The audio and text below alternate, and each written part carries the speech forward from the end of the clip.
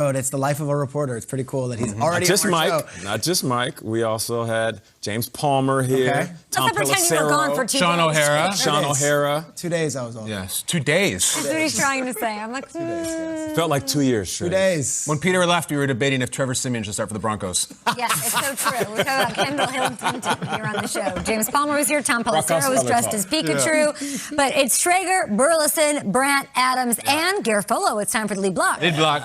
Yes, big thanks from Peter Schrager to you. Mike G, I know you were looking at his computer, going through his history. We can talk about that another time. Let's talk about the Washington football team right now. What's the latest with the quarterbacks there?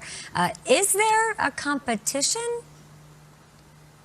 There is a competition. By the way, Schrager logged out this time. Good job, Peter. Always remember to do that, because when I log on and you're still in there, everything's accessible, including bank records. But here in Washington, it is Ryan Fitzpatrick versus Taylor Heinicke. Officially, unofficially, it's going to be Ryan Fitzpatrick. But, you know, Ron Rivera wants Fitzpatrick to earn it in this training camp. He wanted to have an open quarterback competition last year, and then with no preseason and a COVID-affected training camp, really didn't happen. So this is the year that they're having that quarterback competition. So far, and it's not like he's been perfect, but so far Ryan Fitzpatrick definitely has the lead in this one. He's had a solid training camp so far. Now, they just threw the pads on here yesterday, and we still have 4 preseason games to go, so they haven't really gotten into it, but right now, it's Fitzpatrick with the lead, still getting acclimated to his new teammates, still trying to figure out who likes the ball where and in what certain location. Terry McLaurin, though, with Curtis Samuel on the side, on the COVID list, and on the PUP list, too, by the way. Still a couple of obstacles for him to come back. Terry McLaurin really impressing his new quarterback, Ryan Fitzpatrick. So I'm eager to see how it's going to look out here with Fitzpatrick connecting with his new teammates here in training camp. We are too, Mike. You mentioned COVID. Let's do some vax talk. Vaccination's a huge topic around the league and the world, but it's kind of unique here. You have a head coach with a very personal health situation. You're representing the nation's capital. It seems to reverberate from the Washington football team. How does Coach Ron Rivera feel right now about their situation? Better, because they were at about 60% a short while ago, and now they're up to 84% of the players with at least one shot, and they have seen how it can affect them from a football standpoint, right? I mean, they had 7 guys on the COVID list. I believe they're down to 3 or 4 right now, with some of those guys coming off, and realizing that, yes, this could affect our head coach. And some guys are really still dug in, and Rivera has made that clear, and I don't think they're going to get to 100% at all this season, certainly not by week 1. It doesn't seem that way, but they are trending in the right direction, and that is what is important to Rivera, because, again, if it's week 1 of the season and all of a sudden you've got 6, 7 guys that are going on the COVID list, that's going to affect you from a football standpoint. But the message that he has also said to them is, hey, it can affect me, it can affect those you love around you as well. So the message has gotten home for some of those guys. Some of those guys are not going to do it, though. Some guys are going to remain dug in for the Washington football team and likely around the league. But Rivera at least happier now than at the start of training camp, because the numbers are going up for the team. And we heard that number 90 yesterday from Tom Pelissero, from Brian McCarthy with the league office, of course, and Judy Batista, that the NFL vaccination rate now at 90% for all players. So things are looking up, and we appreciate the reports from Washington. We'll be with you, of course, all day long on Inside Training Camp Live. Thank you, Mike. Let's stay in the NFC East.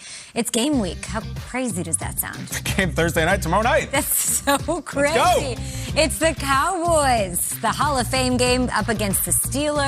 We are one sleep away from football. Unfortunately for Dallas and for us, we will not see one Dak Prescott. He didn't throw, guys, at practice yesterday. He got a shoulder strain with a T.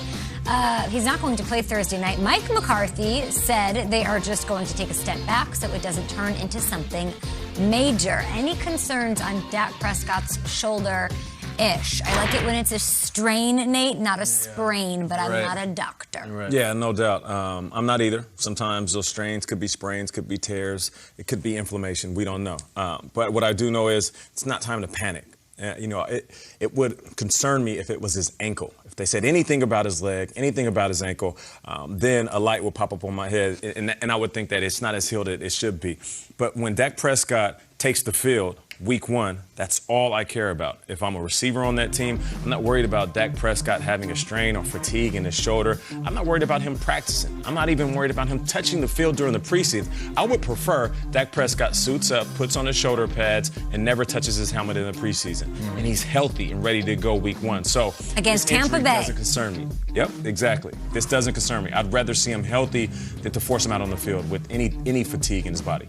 I thought the key verbiage here and the way it was received online was interesting. So McCarthy says we're going to take a step back, and I think it was interpreted as that Dak had a setback. He didn't have a setback. So oh my God, that's funny. Step back. And really? Setback is a major issue, and it's a red flag. And yes, I'd be concerned if you're saying that Dak had a setback, but it's a step back, meaning we're done. Like Dak, okay, we're good.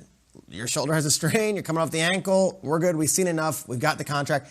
This doesn't concern me. What does concern me is that maybe I would have liked to have seen Dak going up against the ones on defense because they're going to need all the practice they can get. One of the worst defenses we've ever seen in the league was last year with the Cowboys. They're giving up 40 points every game, could not stop anything. And no matter how many points Dak was putting up on offense, before the injury, they were still losing games. So to me, this is not what concerns me. Dak Prescott's going to be fine. Their offense is loaded. They're going to score points. I trust Mike McCarthy and Kellen Moore can do that.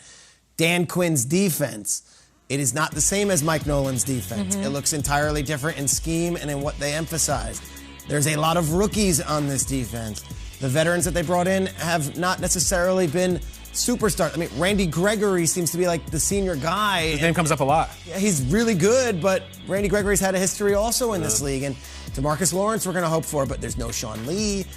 There's no Byron Jones. That's been 2 years now. They lost a lot of guys in the offseason. I don't know.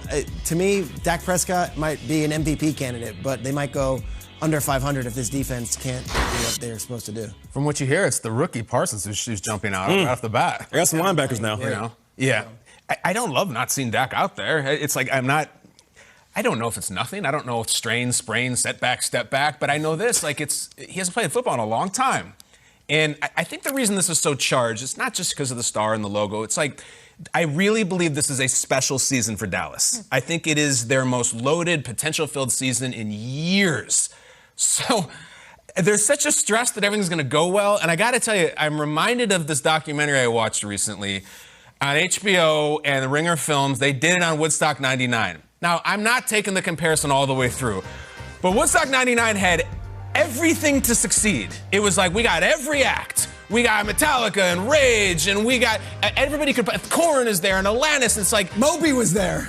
Just ask Moby; he was there. And it's like that's their CD and Dak and Ezekiel. Like everyone is there. It seems like a perfect recipe. Okay. And there's no competition, and there's no rivals. Like we are the Woodstock, we are the Cowboys.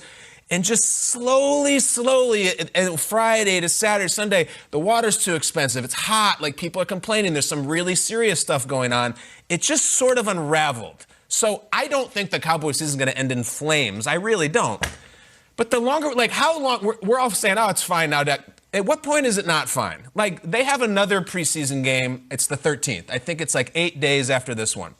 At some point, he needs to throw. I don't want to put them out there against Tampa and Dak Prescott hasn't thrown a pass since he broke his leg. At some point, I don't know if it's a week from now or mid-August, we're going to be like, all right, Dak, you got to get out there. What's up? The strain, sprain, I don't care, but you're not playing. So I'm nervous about this. I don't like seeing it. It's like going to that festival and they're saying like, Metallica should play, but just hang out for 3 days in the sun. They'll probably play. It doesn't make me comfortable. If you're a Cowboys fan, it has to be hard to not be emotional about this, even if it is nothing, right? I think if you're a Cowboys fan, you know what time it is. And you're like, I think we need to get to the Super Bowl right now this year. I really do. I'm trying not to be superlative, but they haven't been to a title game in 25 years. And I know some of those Romo teams were great. But my take is this team is not only loaded, I think the NFC East is weak and ripe for the taking. Those Romo teams had to contest with McNabb and Eli, like just a lot of competition. I think the Cowboys had so much pressure this year because they better win this thing. More importantly, do you think Limp Bizkit takes on too much of the onus of the blame for the Woodstock 99 festival, or do you think that they are truly the ones to blame? Well, as the crowd goers are literally breaking stuff, right, the idea to play the song Break Stuff might not necessarily have been great. And maybe you cut Durst's mic, but then if you cut the mic, maybe they get angry and protest even more. I think Anthony Kiedis slides, though. You don't have to play Fire in the encore. Come on. Come on. Jimi Hendrix is Fire. They're setting fire to the place. You need to play Fire. You can't play Suck My Kiss. Come on. come for the defensive talk about the Cowboys biscuit. with Schrager, and then stay for Limp Bizkit in Woodstock '99. They were Lollapalooza this weekend in Chicago. Maybe we'll get to that at some point during this show. The biggest season ever, though, starts with